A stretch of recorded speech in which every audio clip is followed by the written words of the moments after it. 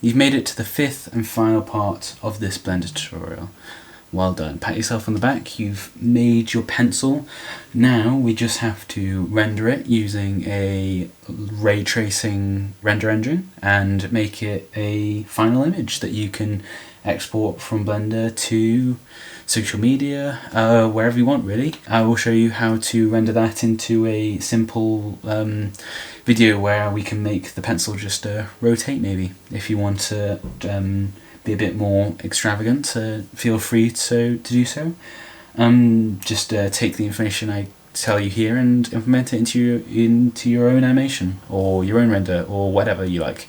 I highly recommend looking into Eevee and just finding out how that works in other tutorials, but in this one we will be using cycles, and I'll go over all the samples that you need to use, your noise threshold, your denoiser, all the light paths and how many you should use, and yeah, all that good stuff. But yeah, before we go into the settings for cycles, I firstly want to go to Polyhaven again, because I think in this scene, if we go rendered view, it looks okay. There's one single light source up here. Let's just move it a little bit closer to our pencil.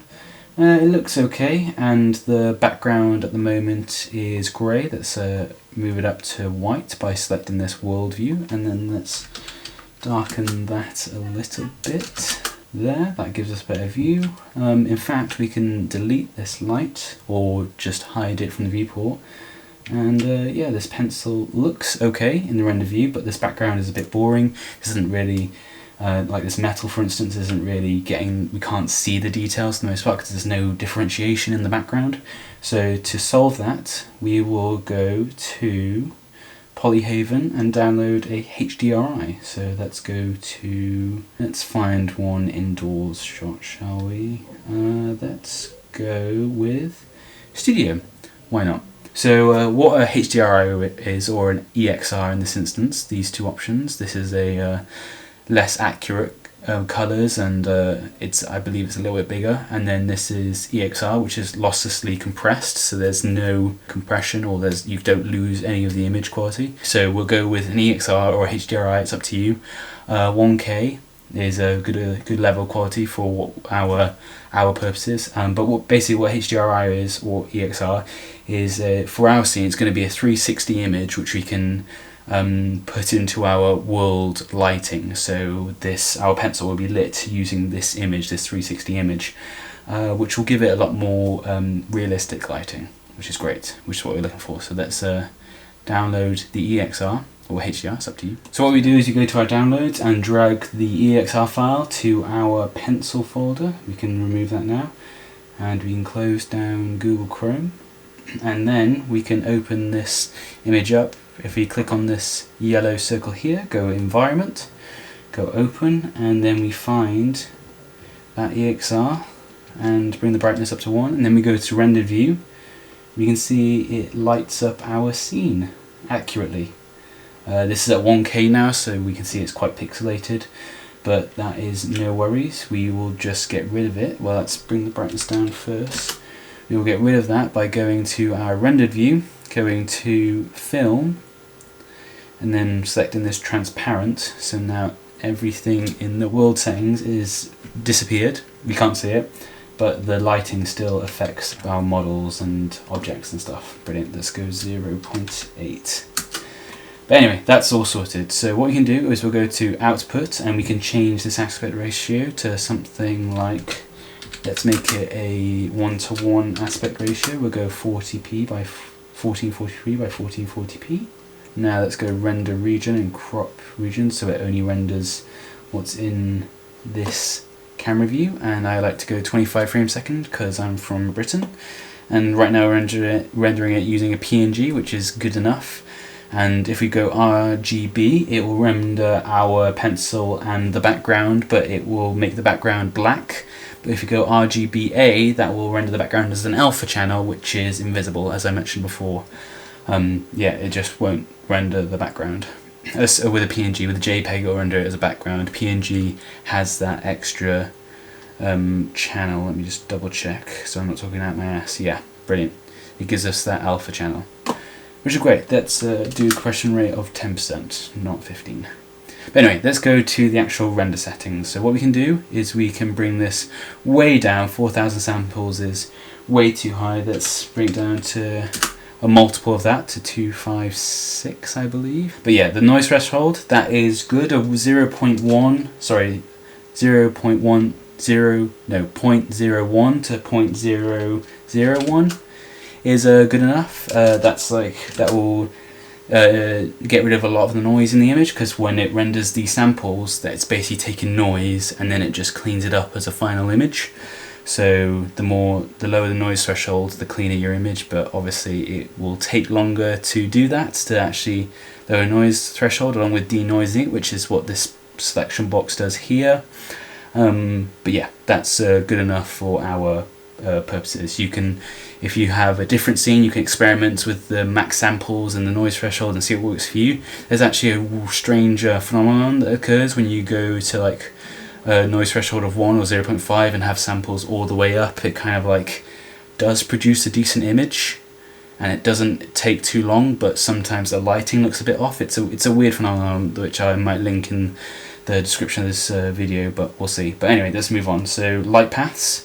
This is all very overkill. 12 is a lot for this scene, so we can take all these down to about 4. And transparent, the only thing that's really transparent is the text, I believe, on this pencil. Let's just rotate it so we can see the text. Tell you what, let's come out of rendered view. So yeah, text is there. So yeah, probably want to keep that at 3. So what you want to keep the texture at is either the same or higher than everything here. So let's take this to a 4.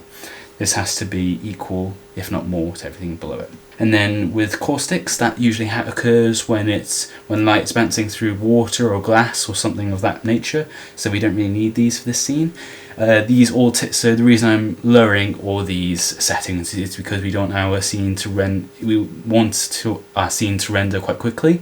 And the higher these are, or if there is reflective and refractive caustics, it takes longer to render that image, so we just don't need these unnecessary things. You can, in certain circumstances, if the image doesn't look good, you can increase these, including the samples and the light if it looks off. Best to keep it as low as possible. Performance, it's automatically set to use tiling, and I'm not going to use that because tiling renders an image using tiles, as you might have guessed. But what we're going to do is we're just going to render the whole image as just one thing. When we use tiling, it renders only segments of the image, but they both export a single image. It's just the technique of rendering either the entire thing at once or segment by segment. So I'll just turn that off. Motion blur you can tick. 0.5 is how you would usually set your shutter on a camera, and the lower it is, I believe, the more motion blur you get. The higher this number is, the higher number this is, the less motion blur you have. The lower it is, the more motion blur you have, I believe, with this. But we don't need to select that at the moment. It does take longer to render, but if you need motion blur in a scene, it often helps to convey that motion. But yeah, we won't use it for this. But yeah, I believe that is everything we need to just render this image. So what we can do is, when we're happy with the image, we will click render at the top there, and because this is just the image we're going to render, just to demonstrate, let's click render image, just like that. And boom, that took under 5 seconds to render. So what we'll do is go image, save as, and then we will save this as pencil. So you have rendered a final image which looks okay. The lighting is reasonably accurate. I believe this metal part at the top, the reason this part is so dark is because in the HDRI there's that big dark area there, so it's just reflecting all that stuff behind the studio lights, I believe so. But the name looks pretty good, the customized name, and yeah, that's looking reasonably good. The rubber looks realistic. Yeah, I'd say that's a pretty good render in my opinion. But if you want to animate it, that's really easy, and we will start that now. So to animate objects just moving side to side or up and down or scaling is very easy. To animate faces is obviously a lot harder, but you won't be doing that in this tutorial. That's something you have to track down yourself and maybe enlighten me on that, because I have no idea. But anyway, let's make this camera a little bit smaller. And what we can do is, to animate this pencil, we have to make sure it's selected, and then For this tutorial we will slant it slightly, about, let's say, 13 degrees. Let's go to our camera view. In fact, we can go to shader view like that, and let's move the camera around a little bit to about there, something like that. That looks good enough. Which way do you want to animate it? Yeah, this one. So we'll select that to 0, so that's all 0, and we'll just tilt it that way, so minus 13, something like that. And then we will, which one do we want to rotate? Yeah, we'll rotate this one. So we'll set a keyframe here by pressing that. Now that's set a keyframe to the first frame, but we want to start on frame 0. Let's move this along here. So that's our keyframe there. And let's say this will last 2 seconds for now. And let's put 360 here and tap on the keyframe. Let's have this animation end at frame 60. So 60 frames long, and that's looking pretty good so far. Now I just realized I need to do 50 frames because I'm at 25 frames a second now. 50 frames is 2 seconds, so let's bring it down to 2 seconds, and that looks pretty good. A very simple animation like that. Now at the moment we are using, let's go to we're on timeline at the moment, but let's go to graph editor. Now what this movement is doing at the moment is we are using a Bezier curve. So this is slowly speeding up and then slowly coming to a halt, and then it just repeats that motion over and over again. As you can see in the timeline here, it just repeats itself. But what we want to do for this instance is select those 2 keyframes, and interpolation mode at the moment it's a Bezier curve, and we want to do a linear curve, well, a linear line, so it's continuously spinning at the same motion over and over again. So let's just go back to our timeline, those 2 keyframes, and without looking at it, we can actually see our animation in progress. A perfectly spinning pencil, which is brilliant. So what we want to do is let's save that. This looks all good to me. So what we want to do is we'll go back to our pencil folder, make a new folder within that, and call it pencil animation frames. Brilliant. And then what we want to do is we want to go over to output, and then we go to output folder, and we are going to choose the folder we just named pencil animation frames and put it there, and then go accept. Now when we render this as an animation, each frame we render, because we're going to have to go through frame by frame, which will take, well, 5 seconds per frame, 50 frames, do the math on that, I'm not entirely sure. We will have a series of images that will be this animation, and then using software of your choice you can compile that those images into the editing software and render that as a short video. Or what you could do through the Blender app is, if you want to render it as a video, you can do a JPEG video or a RAW video, but I find those can be quite unreliable because if the Blender software crashes, you lose all your progress, or the video becomes corrupted in a way, I guess. So it's best to render it image by image, just in case something bad does happen. You can render from where your frames ended up and just carry on. And most editing software should be able to compile images into a video sequence. So I'm going to let this render now. I'm going to go render animation, and this is going to render all those frames as a PNG. So Cycles renders can often take quite a long time, since we're just rendering the pencil and everything in the background is an alpha channel. It only has to render for a very small slither of the image, which is brilliant, which is why it's only taken 5 seconds per image. But usually if you have big scenes and you want to render out in shots and sceneries, that's probably going to take more than just 10 seconds. Depending on the specs of your computer, but it's safe to say they'll probably take minutes. And if you're rendering several seconds or several minutes, God forbid you render an hour's worth of footage, that could take days, weeks. And in my case, I've rendered scenes that's taken about 2 weeks. Well, if you really ram it down to the hours, if it was just non-stop each day, probably about a week of rendering, a week and a half. So yeah, it can get quite, that's the most daunting part of Blender and rendering scenes, I'd say, is the time it takes and the power, and yeah, the rendering ability of your computer. That's really where the time takes, where the time is taken, which is why Eevee is so good. So I do highly recommend Eevee, but they both have great aspects about one another. But yeah, that's just something to keep in mind. So yeah, let's just let this render. So unfortunately, as the pencil was rendering, I realised I should have probably have not rendered it using PNG. PNG is good as an image on itself.